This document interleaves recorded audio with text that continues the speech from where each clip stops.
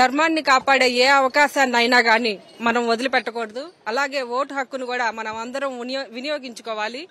మరి మన ఓటు హక్కు వినియోగించుకున్నట్లయితే 5 సంవత్సరాల పాలన ఎలా ఉంటది అని మనం నిర్ణయం తీసుకున్నట్టుంటది.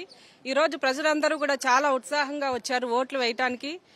అందరూ కూడా మమ్మల్ని ఆప్యాయంగా పలకరిస్తున్నారు, అందుబాటులో ఉంటామని తెలియజేశారు. అందరూ కూడా మరి ధైర్యాన్ని ఇస్తున్నారు. నాకు కూడా చాలా సంతోషంగా ఉంది. పోలింగ్ అయితే చాలా ప్రశాంతంగా జరుగుతుంది.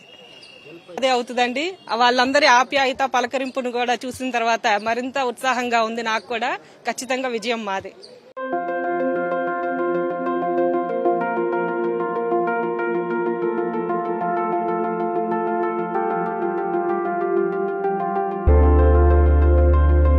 ధర్మాన్ని కాపాడే ఏ అవకాశాన్ని అయినా గానీ మనం వదిలిపెట్టకూడదు. అలాగే ఓటు హక్కును కూడా మనం అందరం వినియోగించుకోవాలి. మరి మన ఓటు హక్కు వినియోగించుకున్నట్లయితే 5 సంవత్సరాల పాలన ఎలా ఉంటది అని మనం నిర్ణయం తీసుకున్నట్టుంటది. ఈ రోజు ప్రజలందరూ కూడా చాలా ఉత్సాహంగా వచ్చారు ఓట్లు వేయటానికి.